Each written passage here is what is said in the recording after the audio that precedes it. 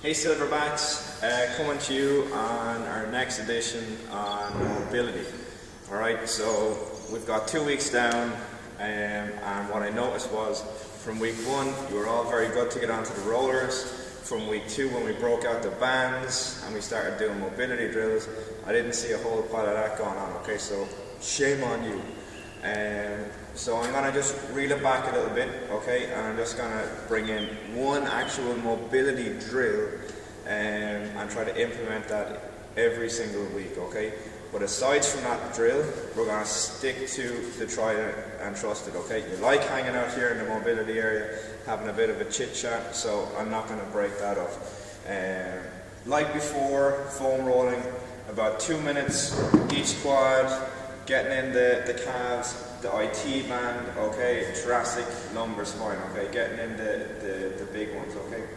And if you're tight through your overhead, okay, bringing in the red ball of death, getting into the pec minor, getting into those rotators in behind, okay, that will all be super. As well, remember from last week that we brought out the bands to improve ankle mobility as well as our hip mobility.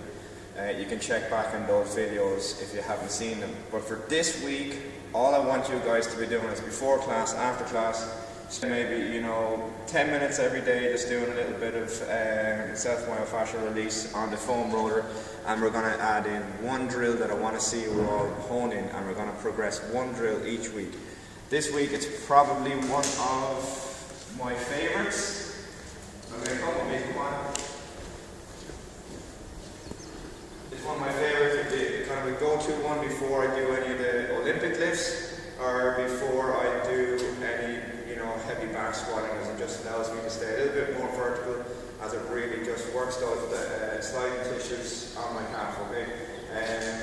Kelly Starrett introduced this one, I seen it about a year ago, and it's just simply called the barbell smash, okay? Foam rollers, to a certain degree, they're just foam, okay? Sometimes you need a little bit, something a little bit stronger, okay? So just as you would on a foam roller, you're just going to place, one leg on the bar, place the other one over, and we're just going to literally put a bit of pressure, kind of slide over, come a little bit closer, have a look at this.